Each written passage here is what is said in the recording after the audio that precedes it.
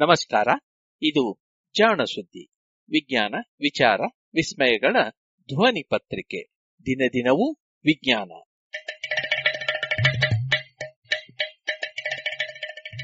ಸಂಪುಟ 4 ಸಂಚಿಕೆ 29 ಅಕ್ಟೋಬರ್ 9, 2020. ಜಾಣ ನುಡಿ.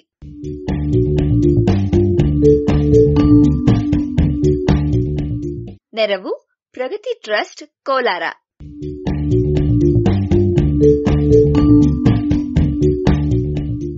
ಮಣ್ಣಿನ ಮಗ ಧಾತು.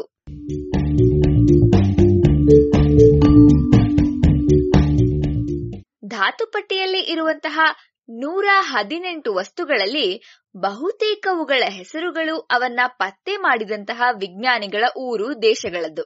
ಇನ್ನೂ ಹಲವು ಅವುಗಳ ಬಣ್ಣ ಸ್ವರೂಪವನ್ನ ಹೊತ್ತಂತವು. ಮತ್ತು ಕೆಲವು ಅವುಗಳನ್ನ ಪತ್ತೆ ಮಾಡಿದವರ ಮೆಚ್ಚಿನ ಹೀರೋಗಳ ಹೆಸರಿನವು. ಕೆಲವಂತೂ ಈ ಪ್ರಪಂಚದ್ದೇ ಅಲ್ಲ, ಯಾವುದೋ ದೇವರದ್ದೋ ಇಲ್ಲವೇ ಕೈಗೆಟುಕದ ಆಕಾಶಕಾಯಗಳಾದ ಗ್ರಹಗಳದ್ದೋ ಹೆಸರುಗಳಿಂದ ಹುಟ್ಟಿದಂತವು. ಇವೆಲ್ಲದರ ನಡುವೆ ತಾನು ಹುಟ್ಟಿದ ಭೂಮಿಯದ್ದೇ ಹೆಸರು ಹೊತ್ತ ಮಣ್ಣಿನ ಮಗ ಧಾತು ಒಂದಿದೆ. ಅದೇ ನಮ್ಮ ಇಂದಿನ ಕಥೆಯ ಹೀರೋ. ಈ ಧಾತು ಬೇರೆ ಯಾವುದೂ ಅಲ್ಲ, ಟೆಲ್ಯೂರಿಯಂ. ಟೆಲ್ಯೂರಿಯಂ ಒಂದು ಅರೆಲೋಹ, ಅಂದ್ರೆ ಟ್ರಾನ್ಸಿಷನ್ ಮೆಟಲ್. ಲೋಹದಂತೆ ಕಾಣುವುದೂ ಇಲ್ಲ.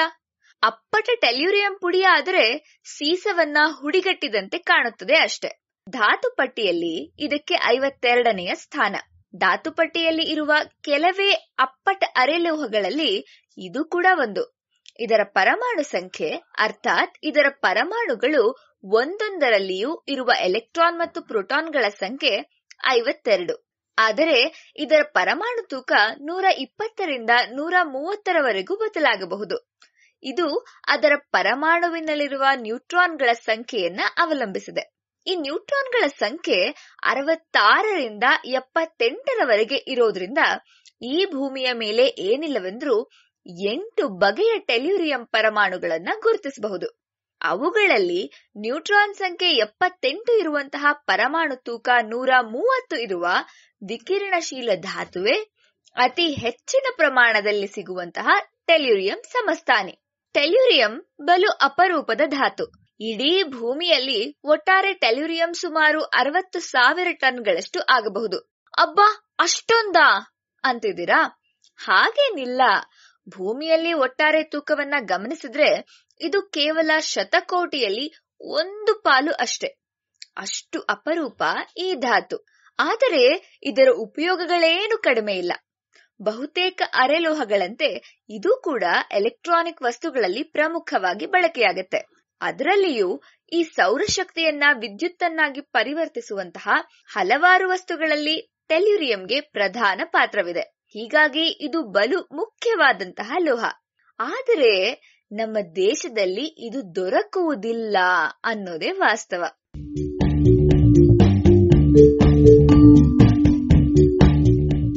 ಟೆಲ್ಯೂರಿಯಂ ಬಳಕೆ ಕೇವಲ 1-2 ಶತಮಾನಗಳಿಂದೀಚೆಗೆ ಆಗಿದೆ ಅಷ್ಟೆ. ಇದನ್ನ ರಾಸಾಯನಿಕ ಕ್ರಿಯೆಗಳ ವೇಗವನ್ನ ಹೆಚ್ಚಿಸಲು ಬಳಸುವಂತಹ ಕ್ರಿಯಾವರ್ಧಕಗಳಲ್ಲಿ ಬಳಸೋದು ಹೆಚ್ಚು. ಇದಕ್ಕೆ ಕಾರಣ ಇಷ್ಟೇ, ಈ ಧಾತು ಬಲು ಅಲ್ಪ ಪ್ರಮಾಣದಲ್ಲಿ ಬೇರೆ ಲೋಹಗಳು ಅಥವಾ ಅರೆಲೋಹಗಳ ಜೊತೆಗೆ ಬೆರೆತಿದ್ರೂ ಅವಕ್ಕೆ ಹಲವು ಹೊಸ ಗುಣಗಳನ್ನ ನೀಡುತ್ತವೆ. ಉದಾಹರಣೆಗೆ, ಬಲು ಸುಲಭವಾಗಿ ಕರಗುವಂತಹ ಸೀಸದ ಜೊತೆಗೆ ಟೆಲ್ಯೂರಿಯಂ ಬೆರೆಸಿದರೆ ಸೀಸ ಬಲು ಗಟ್ಟಿಯಾಗುತ್ತೆ. ಹೀಗಾಗಿ ಮೆದುವಾದ ಸೀಸದಿಂದಲೂ ಹಲವು ಉಪಯುಕ್ತ ವಸ್ತುಗಳನ್ನ ತಯಾರಿಸಬಹುದು. ಆಂಟಿಮನಿಯಂತೆಯೇ ಟೆಲ್ಯೂರಿಯಂ ಕೂಡ ಸೀಸದ ಅಕ್ಷರದಚ್ಚುಗಳನ್ನ ತಯಾರಿಸಲು ಬಳಕೆಯಾಗ್ತಾ ಇತ್ತು. ರಬ್ಬರ್ ತಯಾರಿಕೆಗೂ ಟೆಲ್ಯೂರಿಯಂ ಬೇಕು. ಇಲ್ಲಿಯೂ ಇದು ಕ್ರಿಯಾವರ್ಧಕಗಳ ಅಂಗವಾಗಿ ಬಳಕೆಯಾಗುತ್ತೆ. ನೈಸರ್ಗಿಕ ರಬ್ಬರ್ ಬಹಳ ಮೆದು, ಎಳೆದರೆ ಹಿಗ್ಗುವ ನಮ್ಯತೆ ಇರುತ್ತೆ. ಈ ನಮ್ಯತೆಯೇ ಅದರ ವಿಶಿಷ್ಟ ಗುಣ. ಆದರೆ ಇದು ರಬ್ಬರಿನ ಹಲವು ಉಪಯೋಗಗಳಿಗೆ ಅಡ್ಡಿಯಾಗ್ಬಿಡುತ್ತೆ.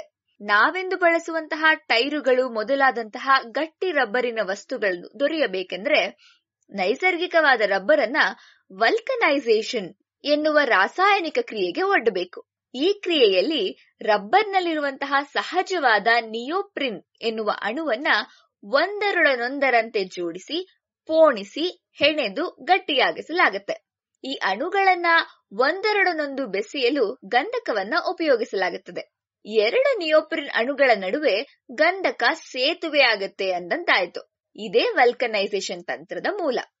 ಆದ್ರೆ ಇದು ಹೇಳಿದಷ್ಟು ಸುಲಭವಾಗಿ ಆಗುವಂತದ್ದಲ್ಲ. ರಬ್ಬರ್ನಲ್ಲಿ ಇರುವಂತಹ ನಿಯೋಪ್ರಿನ್ಗಳು ಜೋಡಣೆಯಾಗುವ ವೇಳೆ ಎಷ್ಟು ಅಣುಗಳು ಬೆಸೆದುಕೊಂಡಿವೆ, ಅದು ಹೇಗೆ ಎನ್ನುವುದು ಮುಖ್ಯವಾಗುತ್ತೆ.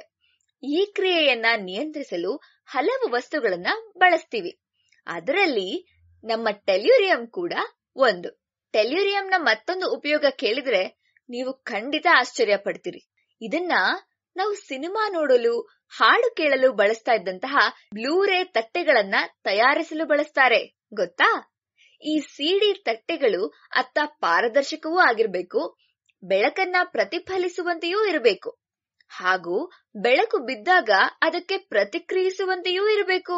ಲೇಸರ್ ಬೆಳಕು ಬಿದ್ದ ಕಡೆಯಲ್ಲಿ ಅದು ದಾಖಲಾಗಬೇಕು.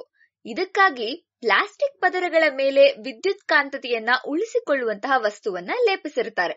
ಈ ವಸ್ತುವಿನ ಮೇಲೆ ಬೆಳಕು ಬಿದ್ದಾಗ ಅದರ ಕಾಂತತೆ ಬದಲಾಗಬೇಕು. ಇಲ್ಲಿ ಟೆಲ್ಯೂರಿಯಂ ಬಳಕೆಗೆ ಬರುತ್ತೆ. ಟೆಲ್ಯೂರಿಯಂನ ಅತಿ ಹೆಚ್ಚಿನ ಬಳಕೆ ಉಕ್ಕಿನ ತಯಾರಿಕೆಯಲ್ಲಿ ಆಗುತ್ತೆ. ಉಕ್ಕು ಬಲು ಗಟ್ಟಿಯಾಗ್ಬಿಟ್ರೆ ಅದನ್ನ ವಿವಿಧ ಆಕಾರಗಳಿಗೆ ಬಡಿಯೋದಾಗ್ಲಿ, ಉಜ್ಜೋದಾಗ್ಲಿ, ಕೊರಿಯೋದಾಗ್ಲಿ ಬಹಳ ಕಷ್ಟವಾಗ್ಬಿಡುತ್ತೆ. ಹೀಗಾಗಿ ಉಕ್ಕನ್ನ ತಯಾರಿಸುವಾಗಲೇ ಅದಕ್ಕೆ ಒಂದಿಷ್ಟು ಟೆಲ್ಯೂರಿಯಂನ ಕೂಡಿಸ್ಬಿಡ್ತಾರೆ. ಇದರಿಂದ ಉಕ್ಕು ಗಟ್ಟಿಯಾಗಿದ್ರೂ ಸಹ ಬಾಗಿಸಲು, ಕತ್ತರಿಸಲು ಹಾಗೂ ತಿದ್ದಲು ಸುಲಭವಾಗುತ್ತೆ. ಹಲವು ಹೊಸ ಬಳಕೆಗೆ ಬರುತ್ತದೆ. ತಾಮ್ರದ ಗುಣವನ್ನು ಟೆಲ್ಯೂರಿಯಂ ಇದೇ ರೀತಿಯಲ್ಲಿ ಬದಲಾಯಿಸುತ್ತೆ. ಹೀಗಾಗಿ ಕಬ್ಬಿಣ, ಉಕ್ಕು ಮತ್ತು ತಾಮ್ರದ ಮಿಶ್ರಲೋಹಗಳಲ್ಲಿ ಟೆಲ್ಯೂರಿಯಂ ಇದ್ದೇ ಇರುತ್ತದೆ ಅಂತ ಹೇಳಬಹುದು.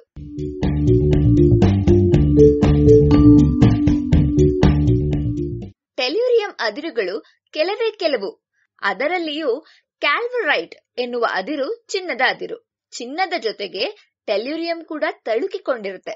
ಮತ್ತೊಂದು ಅದಿರು ಬೆಳ್ಳಿಯ ಅದಿರು. ಮೂರನೆಯದು ಟೆಲ್ಯೂರಿಯಂನದ್ದೇ ಅದಿರು. ಆದರೆ ಈ ಮೂರನೆಯ ಅದಿರು ಬಹಳ ಅಪರೂಪ. ಹೀಗಾಗಿ ಹೆಚ್ಚಿನ ಮಟ್ಟಿಗೆ ಟೆಲ್ಯೂರಿಯಂ ಅನ್ನ ಚಿನ್ನ ಇಲ್ಲವೇ ಬೆಳ್ಳಿ ತಯಾರಿಕೆಯಲ್ಲಿ ಉಪ ಉತ್ಪನ್ನವಾಗಿ ಸಂಗ್ರಹಿಸುತ್ತಾರೆ. ಟೆಲ್ಯೂರಿಯಂ ಬೆಳಕಿಗೆ ಸ್ಪಂದಿಸುವಂತಹ ಅರೆಲೋಹ. ಇದರಲ್ಲಿ ವಿದ್ಯುತ್ ಹರಿಯುತ್ತೆ ಆದ್ರೂ ಸಹ ನಿರ್ದಿಷ್ಟ ದಿಕ್ಕಿನಲ್ಲಿ ಮಾತ್ರ ಹರಿಯುತ್ತೆ, ಮತ್ತೊಂದು ದಿಕ್ಕಿಗೆ ಅದು ಹರಿಯೋದಿಲ್ಲ. ಹೀಗಾಗಿ ಬಿಸಿಲಿಗೆ ಒಡ್ಡಿದಾಗ ಕೆಲವು ಲೋಹಗಳು ಹುಟ್ಟಿಸುವ ವಿದ್ಯುತ್ತನ್ನ ಕೊಂಡೊಯ್ಯಲು ಟೆಲ್ಯೂರಿಯಂ ಅನುಕೂಲಿಯಾಗುತ್ತೆ. ಇದಕ್ಕೆ ಅದನ್ನ ಸೌರ ಫಲಕಗಳ ತಯಾರಿಕೆಯಲ್ಲಿ ಉಪಯೋಗಿಸ್ತಾರೆ. ಟೆಲ್ಯೂರಿಯಂ ಶೋಧವಾಗಿದ್ದು ಕೂಡ ಆಕಸ್ಮಿಕವಾಗಿನೇ. ಜರ್ಮನಿಯ ಫ್ರಾನ್ಸ್ ಜೋಸೆಫ್ ಮುಲ್ಲರ್ ಫಾನ್ ರೀಶೆನ್ಸ್ಟೈನ್ ಎಂಬಾತ ಇದನ್ನ ಮೊದಲು ಪತ್ತೆ ಮಾಡಿದ ಅಂತ ಹೇಳಲಾಗುತ್ತೆ. ಈತ ಒಬ್ಬ ಪಾದ್ರಿ. ಆದರೆ ಖನಿಜಗಳಲ್ಲಿ ಅಪಾರ ಆಸಕ್ತಿಯನ್ನ ಬೆಳೆಸಿಕೊಂಡು ವಿವಿಧ ಖನಿಜಗಳನ್ನ ಗುರುತಿಸುವುದರಲ್ಲಿ ಸಮರ್ಥನಾಗಿದ್ದ. ಇದನ್ನ ಗಮನಿಸಿ ಅವನನ್ನ ಗಣಿಯಲ್ಲಿ ಮೇಲುಸ್ತುವಾರಿಗೆ ನೇಮಿಸಲಾಗಿತ್ತು. ಕೆಲವೇ ವರ್ಷಗಳಲ್ಲಿ ತನ್ನ ಸಾಮರ್ಥ್ಯದಿಂದಲೇ ಗಣಿಗಾರಿಕೆಯ ದೊಡ್ಡ ಅಧಿಕಾರಿಯೂ ಆದ. ಒಮ್ಮೆ ಹೀಗೆ ಗಣಿಯಲ್ಲಿ ಪರೀಕ್ಷೆ ಮಾಡ್ತಿದ್ದಾಗ ಒಂದು ಹೊಳೆಯುವ ಅದಿರು ದೊರೆಯಿತು. ಇಂತಹ ವಸ್ತುವನ್ನ ಆತ ಮೊದಲು ಕಂಡಿರುವುದೇ ಇಲ್ಲ. ಹೀಗಾಗಿ ಇದನ್ನ ಸಂಸ್ಕರಿಸಿ ಒಂದು ಲೋಹವನ್ನ ಪಡೆದ. ಅದರ ತೂಕ ಕಂಡು ಅದು ಆಂಟಿಮನಿ ಇರಬೇಕು ಎಂದು ಅವನು ಊಹಿಸಿದ. ಆಂಟಿಮನಿ ಆಗ ಬಹಳ ದುಬಾರಿಯಾದಂತಹ ವಸ್ತು. ಆದರೆ ಇತರರು ಇಲ್ಲ, ಇದು ಆಂಟಿಮನಿ ಅಲ್ಲ ಎಂದು ಹೇಳಿದರು. ಹಾಗಿದ್ರೆ ಬಿಸ್ಮತ್ ಇರಬೇಕು ಎಂದು ಈತ ಅಭಿಪ್ರಾಯ ಪಟ್ಟ. ಇವೆರಡೂ ಕೂಡ ಇದರಲ್ಲಿ ಇದ್ದಂತಹ ಕಲ್ಮಶಗಳು ಎಂದು ಮುಲ್ಲರಿಗೆ ಆ ಸಮಯದಲ್ಲಿ ತಿಳಿಯುವುದೇ ಇಲ್ಲ. ಕೊನೆಗೆ ಈತ ಅದನ್ನ ಜರ್ಮನಿಯಲ್ಲಿ ಆಗ ರಸಾಯನ ತಜ್ಞನೆನಿಸಿದ್ದಂತಹ ಮತ್ತೊಬ್ಬ ವಿಜ್ಞಾನಿ ಮಾರ್ಟಿನ್ ಕ್ಲಾಪ್ರಾತ್ಗೆ ವಿಶ್ಲೇಷಣೆಗೆಂದು ಕಳಿಸಿಕೊಡ್ತಾನೆ. ಕ್ಲಾಪ್ರಾತ್ ಅದನ್ನ ಪರಿಶೀಲಿಸಿ ಇದು ಒಂದು ಹೊಸ ಲೋಹವೆಂದು ಗುರುತಿಸ್ತಾನೆ.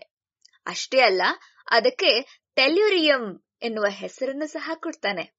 ಲ್ಯಾಟಿನ್ ಭಾಷೆಯಲ್ಲಿ ಟೆಲ್ಯೂಸ್ ಎಂದರೆ ಭೂಮಿ ಅಂತ ಅರ್ಥ. ಭೂಮಿಯ ಲೋಹ ಎಂದು ಇದಕ್ಕೆ ಟೆಲ್ಯೂರಿಯಂ ಎನ್ನುವಂತಹ ಹೆಸರು. ಕ್ಲಾಪ್ರಾತ್ ಈ ಹೆಸರನ್ನ ಇಡೋದಕ್ಕೆ ಸಹ ಒಂದು ಕಾರಣ ಇದೆ.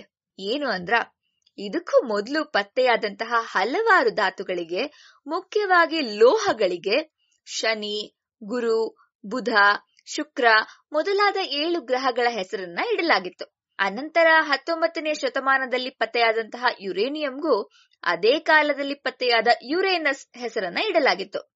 ಆದರೆ ಸೌರಮಂಡಲದಲ್ಲಿ ಅತಿ ಪ್ರಮುಖವಾದ ಹಾಗೂ ನಾವೆಲ್ಲರೂ ಬದುಕಿ ಬಾಳುತ್ತಿರುವಂತಹ ಈ ಭೂಮಿಯ ನೆನಪಿನಲ್ಲಿ ಯಾವುದೇ ಧಾತುವಿಗೂ ಹೆಸರಿಟ್ಟಿಲ್ಲ ಎಂದು ಕ್ಲಾಪ್ರಾತ್ ಗಮನಿಸಿದ. ಹಾಗಾಗಿ ಈ ಹೊಸ ಧಾತು ಭೂಮಿಯದೇ ಧಾತು ಎಂದು ಹೆಸರಿಟ್ಟ. ಟೆಲ್ಯೂರಿಯಂ ಎಂದು ಕರೆದೇ ಬಿಟ್ಟ. ಭಾರತೀಯ ಭೂವಿಜ್ಞಾನ ಸರ್ವೆ ಟೆಲ್ಯೂರಿಯಂ ಅನ್ನ ನಾಳಿನ ದಿನಗಳಲ್ಲಿ ಬಹಳ ಮುಖ್ಯವಾಗಬಹುದಾದ ಕೆಲವು ಲೋಹಗಳಲ್ಲಿ ಒಂದು ಎಂದು ಪಟ್ಟಿ ಮಾಡಿದೆ. ಈ ಪಟ್ಟಿಯಲ್ಲಿ ಇರುವ ಧಾತುಗಳು ಬಹಳ ಅಪರೂಪವಾದಂತವು. ಭಾರತದಲ್ಲಿ ಅವುಗಳ ತಯಾರಿಕೆ ಬಹಳ ಕಡಿಮೆ. ಆದರೆ ನಾಳಿನ ದಿನಗಳಲ್ಲಿ ಬಳಕೆಗೆ ಬರಬಹುದಾದ ಎಲೆಕ್ಟ್ರಾನಿಕ್, ಸೌರಶಕ್ತಿ ಹಾಗೂ ಇತರೆ ಉಪಕರಣಗಳಲ್ಲಿ ಇಂತಹ ಧಾತುಗಳು ಬೇಕೇ ಬೇಕು. ಹಾಗಿದ್ದಾಗ ಒಂದೋ ನಾವದನ್ನ ತಯಾರಿಸುವಷ್ಟು ಶಕ್ತರಾಗಿರಬೇಕು, ಇಲ್ಲವೇ ಈಗಾಗಲೇ ಬಳಕೆಯಲ್ಲಿರುವ ವಸ್ತುಗಳ ಬದುಕು ಕೊನೆಗೊಂಡಾಗ ಅವನ್ನ ಮರಳಿ ಪಡೆದು ಮರುಬಳಸಬೇಕು. ಇವೆರಡೂ ಆಗದಿದ್ರೆ ಕನಿಷ್ಠ ಈ ಲೋಹಗಳ ಮಟ್ಟಿಗೆ ಆತ್ಮನಿರ್ಭರತೆ ಅನ್ನೋದು ತುಸು ದೂರದ ಮಾತಾಗತ್ತೆ ನೋಡಿ.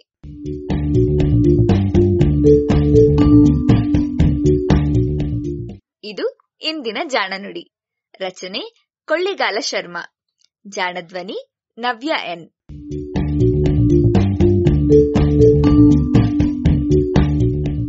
ನೆರವು ಪ್ರಗತಿ ಟ್ರಸ್ಟ್, ಕೋಲಾರ.